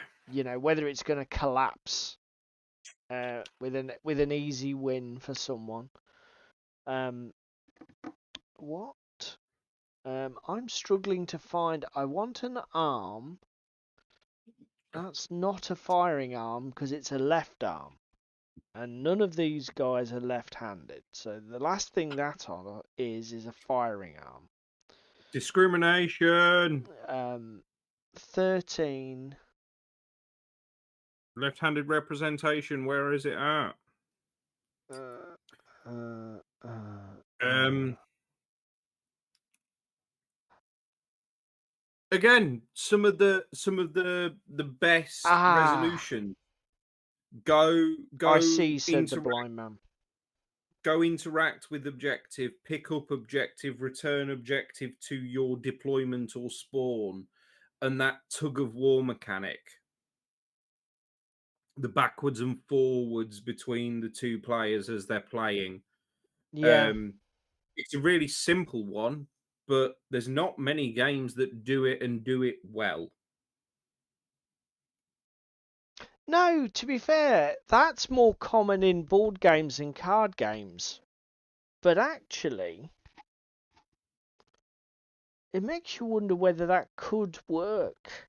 I guess the thing is, you do see that framed in war games, but it's different. It might be like you get a point for each objective you control, and obviously you push your opponent off certain objectives. So like it is like a tug of war, but it's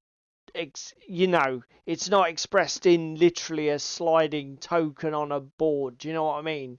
It's a bit more what's the word? Abstracted. Abstracted. That's the perfect phrase. Yes, mate. Um, uh, the guys are talking about O Group and Foo Bars. What's that? Um, uh,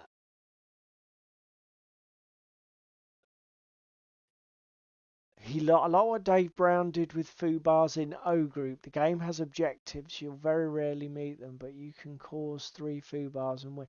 Ooh! Okay, that sounds interesting, Shakos. So that sounds a really interesting twist on a instant win or instant death. Good representation of chaos given your objection if it all goes to pot.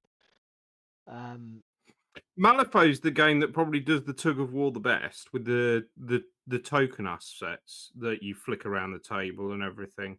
I know it's very computer gamey, not Yeah, that's war gamey. really You said about abstract. originally, but I mean, do you know what I again, mean? yeah, that is that game mode, isn't it? Almost, it's like the Yeah, epitome of that game mode. But um, uh, it does feel a little bit contrived. yeah. Yeah? That's fair. It does feel a little bit um. I see. Right, I see. It does feel a little bit not very realistic or not very immersive. Is that probably the best way of putting it? I know what you mean. I am intrigued by the Underworlds thing. I mean, I keep coming back to Darren's comment in my head about this free movement thing, but then again, I think of games like BattleTech. BattleTech is a classic war game. You know, you can't take it away, and it's not technically free movement. It's you know. Well, again, shall we come in with my controversial hot take? Go on then. Go on. Blood Bowl. Go on. What's your hot take on this? We Blood Bowl have- is a we board have- game. Is my hot take. But we have all of the elements that we've discussed already that would make it eligible to be a war game. Except for interaction with the environment.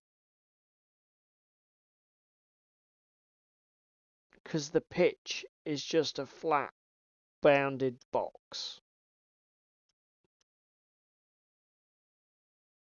You don't... But Do you know have what I mean? interaction with the audience. If you get to the edge of it. This is what I meant about... Because in my gut... I get what you're saying. In my gut, Blood Bowl is a board game. And the thing that makes it a board game is the board. But that's also true of Underworlds. So we need to have a property or a thing. We need to be able to define what is it about that table interaction that makes the table something special in a war game.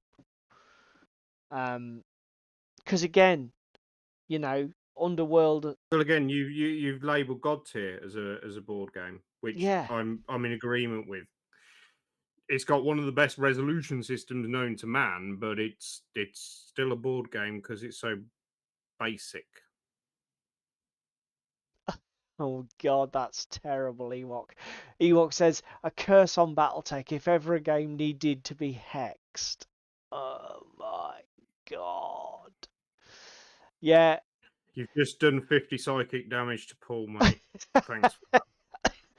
Also, the Battletech does have, what's it called? First Strike? Alpha Strike! Alpha Strike. Yep. Which is the completely open movement mode. I don't know. I really am struggling. Is it the fact that Blood Bowl, the board never changes, at least with Underworld, some of the terrain can go in different positions? Yeah. I mean, the boards are fixed in Underworlds. Your starting deployment is fixed in Underworlds based on the board you pick. You just get to pick from one of 7 spaces to deploy your miniatures. So God forbid you bring a warband with 7 party members, because you're fixed in your deployment then as well. Looking at you, Sepulchral Guard and Exiled Dead.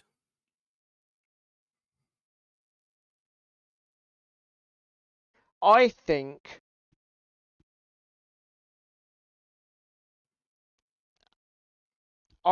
for me personally, I'm gonna come to this conclusion that for me, a table needs to be that the play space has to be an almost unrestricted, infinitely variable environment with independent interactive elements for it to be a war game. I think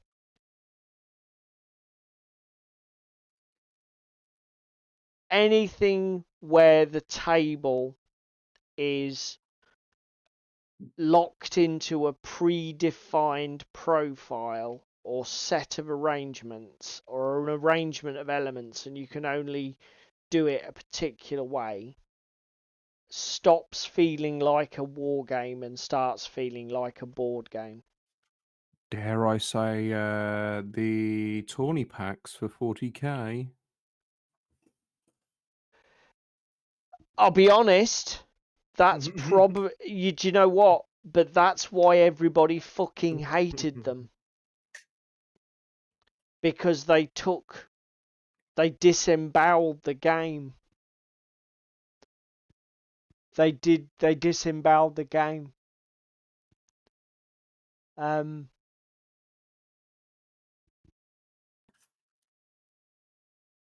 Yeah. I mean, do you think Blood Bowl is a war game? Or do you think Blood Bowl is a board game?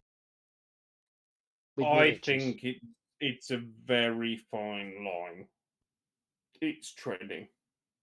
Yeah. Because I I mean, appreciate what you're saying is there's no table interaction, or there's not a vast amount of table interaction. no. Again, we've already discussed the Alpha Strikey. Your resolution for Blood Bowl is to score more than your opponent or kill the enemy team. They're your two options, Yeah. depending on what you're playing. Yeah. So if the opposing team gets away with it early, say you're playing Dwarves and your opponent's playing Skaven, and we go 2-0 up in the first turn, it's going to be very fucking hard for the Dwarves to claw that back. Yes.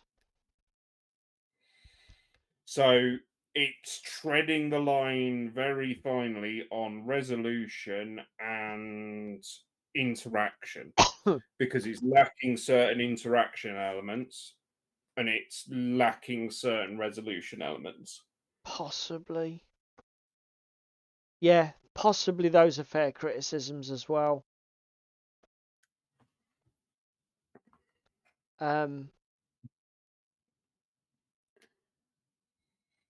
But again, how you can customize your team, how you can build your team, etc. You see, And the interaction mechanics for activations with the yeah, I go you go system alternating through all of the phases, and then also if you fuck up it ends early. yeah. That is like what we've said is a really good system at the beginning of this stream when we were talking about that Yeah, aspect yeah. of it. But it's still a board game. Do you know what I was thinking? A great example for this is Paul's Pandyman's Trench Offensive, right? I'm Because listening, sir. the miniatures are beautiful. It has all of the right look and feel of a war game, and when you play the starter set and you've just got that sheet map that's basically just a printed trench layout, it works and you can play on it, but until you get something like the modular trench collection like that Paul does as 3D prints, until you can get a product like that where you can build a customizable table with varied layouts and different elements like rooms, corridors, stairways, it doesn't start to come alive. Do you know what I mean? Well, again, it's always the drawback with Mythic, isn't it? Like we saw that dude at Partisan that did the Mythic in Mythic in 3D. He'd redrawn the mat and done a full table for it. Beautiful idea, beautiful concept. Yes. But it's still Mythic because the board itself is very rigid. Yes, each of the zones is laid out and you can only move from zone to zone like a la Dead Zone. And you see, this is, for me as well, I think this also explains why Dead Zone feels like a war game, even though it's played on a grid and you do sort of like have a very basic and simplistic movement. the table is fully customizable, isn't it? Yeah. Once you've got that blank grid, you can fill that Well, grid in. it's the same with BattleTech, isn't it? Once you've got your grid and you've got your hex terrain, you're good to go. Yeah. You can fill that Now, in however you like. interestingly, earlier this topic you mentioned X-Wing. Yes. Board game or war game? Because if you're including table setup and interaction and Shit. building, you've just shot fucking X-Wing Yes. down. Oh my god. Hate to break it to you. Shut up.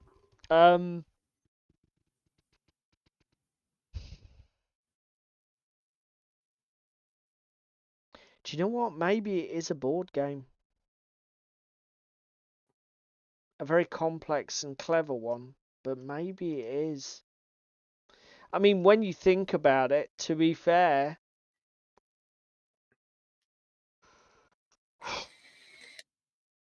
I mean, are there a ton of differences between Mythic and X-Wing? Not really. Not for my money. When I think about it, you The only know, difference being X-Wing, you've got free movement on a 3x3 with the templates that you're in control of, whereas Mythic is very much step from this zone to that zone to the next zone. yeah, but you've got pretty much no fucking terrain to speak of. And again, similar. So you haven't played this yet, and it is something I want to get to the table with you. Is Torch and Shield? Yes. So Torch and Shield is a dungeon delving sort of hybrid. Yes. So you set your table up on dungeon tiles and you're delving into there, but because you have like the light interaction and the objectives, etc., I still think it's a war game, even though you could play it on a flat Mantic Dungeon Saga tile set. Oh, well, if you And I can play think it on that, I don't think it is then. But you can chop and change. You can chop and change all the room layouts, etc. Do you know what I okay, mean? yeah. It's I just am what sort of what being you're a bit. using for your 2D layout rather than just a gridded system. Do you Yeah, know what I yeah, mean? yeah. Like a Blood Bowl table. So it's a tough one, Balls. and I think the lines are getting more blurred as of late. Yeah. It's fucking Because again, tough. we've mentioned some fucking epic board games that have really good resolutions. Yeah. You've got the sudden death in Mythic. You've got the sudden death in God tier, etc. for combat raise and objective resolution, etc. Yeah. They're really good systems. You've got aspects of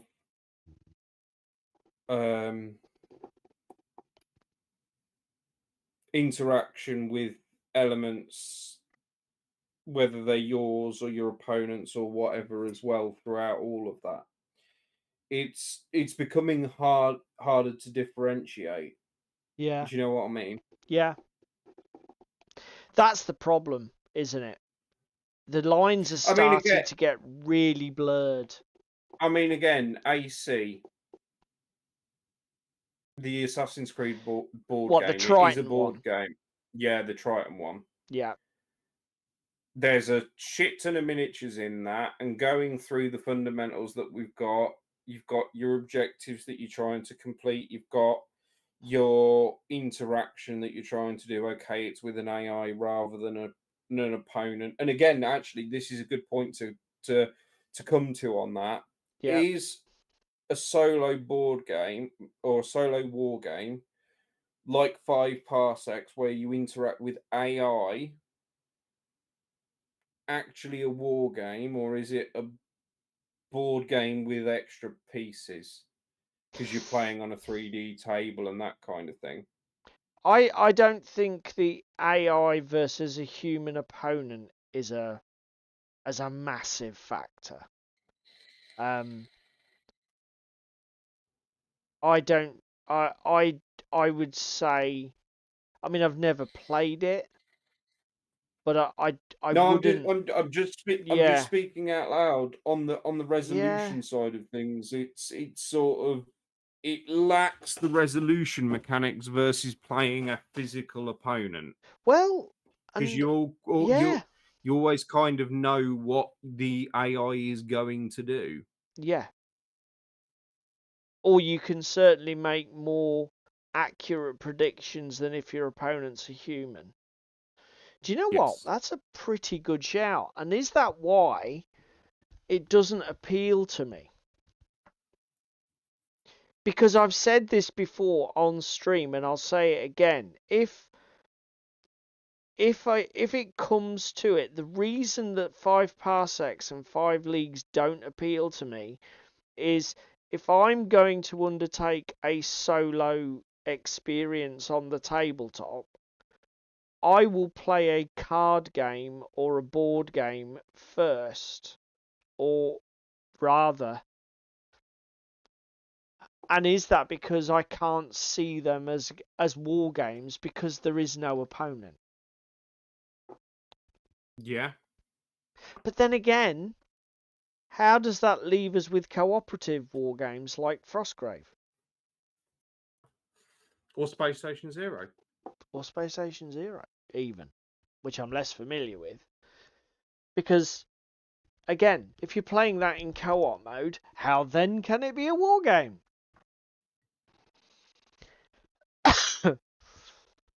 We've stumbled across an issue with our fundamentals rant yeah. here. I don't think that Different game, mate. Different game. We're on about the one you're thinking of. There is League of Infamy, where you play as villains. yeah, I don't think that the adversarial thing is necessarily part of it. And do you know what? I'm going to be generous and say I don't think even I think an AI can still make a miniature war game work. I don't. I am not going to sit here and say that 5 parsecs and 5 leagues are not miniature No, war again, games. I just Yeah. wanted to put the cat amongst the pigeons. I Do you know do what I mean? think Because that our 4 element thing is broken though, because I do our think, three fundamentals, it has yeah, issues. it does, because there has to be the fourth fundamental has to be the table. The table is what makes it or breaks it. Yeah, so there's a top tip for you boys and girls, those that have listened to the end of our piece. That actually we lied at the top of stream, and it's 4 fundamentals of wargaming, not 3. But this is the joy of our waffly Thursday madness. Stream of consciousness says. Stream of conscious eye. But we did get to build some little plastic soldiers, so it wasn't 2 hours wasted. Well, I did better than build some plastic God. soldiers. He always my has to sir. outdo me every time. Look! Just wait a minute, will you? I'm waiting for What are you doing? something to load. Do you want to go? go? Do you want to show people off? Just bear what your with me. stuff is? Yeah, come on down. Come on down. Where is it? Mute the shit out of that. David. Ooh, fade. Oh, nice, mate. So we've got 4 bases of red roaches done. The only thing I need to Wow. do is wash the earth and wash the rocks. So how did you? Obviously, we discussed before we came on tonight how you were going to do that. So did you? What was it? Hull red and then dry brushing up through various oranges and browns. Hang on. Hull red into the dry brushes in that order. So hull red base, then dry brush that, dry brush that, dry brush that. Okay. Did you put a wash on at all, or did the dry brushing carry it No, all? just dry brushed. Just Okay. dry brushed. Just dry brushed a lot. They look And cool, mate. then the earth is flat earth, and the rocks are neutral grey. I will give it all a wash, and then I will see if I just need to dusty up the earth a bit and put possibly a little bit of light grey on the rocks. Do you think you need to But wash the actual insects, or are you just going to wash the base? I'm going to wash around the base because with the Yeah. legs, etc., there's a couple of spaces where I just haven't been able to get the brush in. Yeah, no, So that's I'm fine. hoping the surface tension with the wash will just pull into it. I was going to say, I think because you want that dry, dusty desert look, and it might be Yeah. better not to actually wash the beetles, because it's interesting, the roaches. It's funny because people often say that chalkiness isn't a good thing, but in that case, if you get a bit of chalkiness to your dry brushing, it's an asset, isn't it? Yes, definitely. No, definitely not Shakos, sadly. No,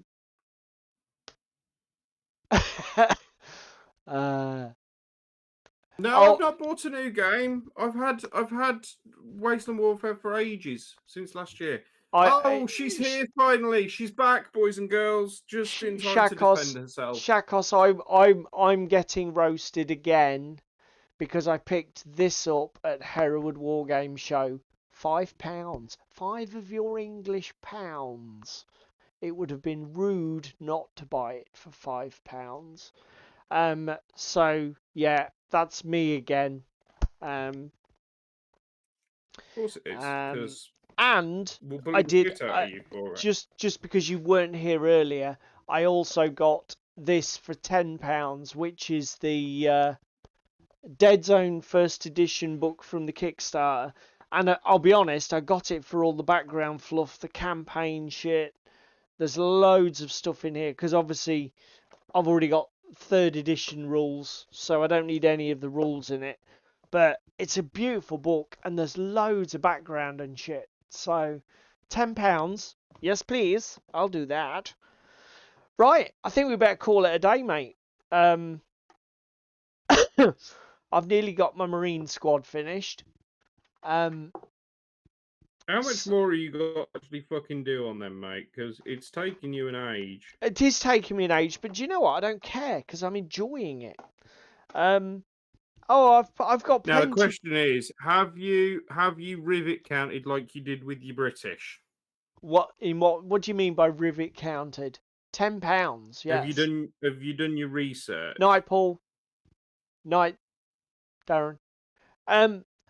I haven't obsessed, I'll be honest. I'm just sort of like putting them together. Just sort of using the kit. But to be fair, it's late war. There's less. You do you know what I mean? There's less to be particular about. They've got a mixture of different gears. There's a lot of. I mean, I'm mixing up the carbines and the rifles. There's some Thompsons in here. There's some grease guns in here. Everything's all very hodgepodge, but you know, this was how it was, as far as I can tell, with the late island campaigns. It was whatever equipment they had to hand to get the job done.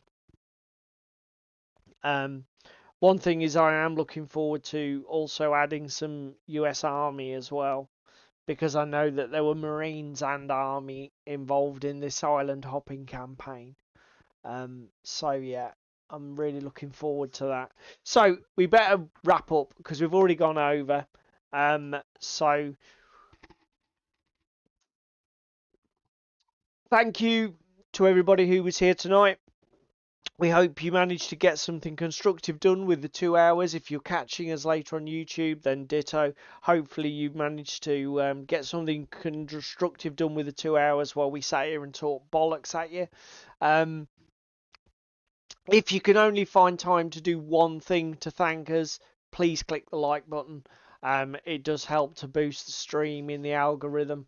and there's not many. It need, frankly, 2 hours of waffly nonsense needs every fucking help it can get to get pushed to a Well, wider audience. especially when we lie to you at the top of stream. Yeah, especially when it all turns out to be lies.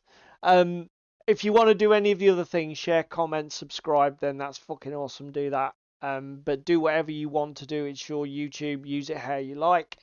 And again, thank you to the co-stars over here in the chat.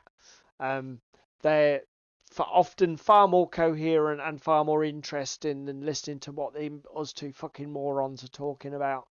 And they absolutely make this a pleasure for us to do. And we are eternally grateful to them.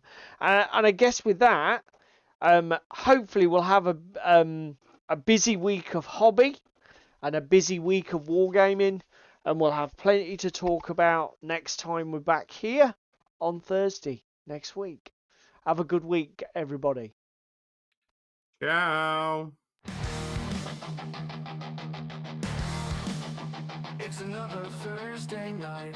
I see Crispin's wearing tights. Spam is getting in the bath. Young David's full of wrath. Paul is tightening his straps. Where on his apron you saps. Technical difficulties. They're really such a crime. Technical difficulties. They happen all the time. It's Yellow Belly Tabletop time. It's Yellow Belly Tabletop time. It's Yellow Belly Tabletop time. It's Yellow Belly Tabletop time.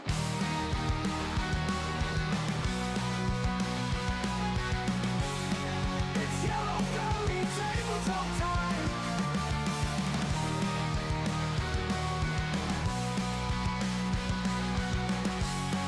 It's Yellow Belly Tabletop time. It's Yellow Belly Tabletop time.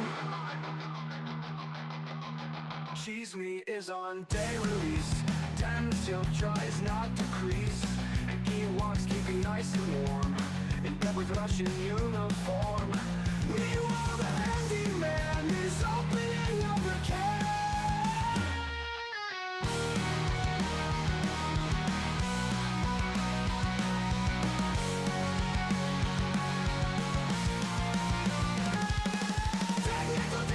Technical difficulties, they're really such a crime. Technical difficulties, they happen all the time. It's Yellow Belly Tabletop time. It's Yellow Belly Tabletop time. It's Yellow Belly Tabletop time. It's Yellow Belly Tabletop time. Cheese meat is on day release. Damn Chef tries not to crease. The Ewoks keeping nice and warm. In bed with Russian uniform. Meanwhile the handyman is opening another can. It's Yellow Belly Tabletop time. It's Yellow Belly Tabletop time. It's Yellow Belly Tabletop time. It's Yellow Belly Tabletop time. Cheese meat is on day release. Damn the up tries not to crease. And Ewoks keeping nice and warm. In bed with Russian uniform. Meanwhile the handyman is opening another can.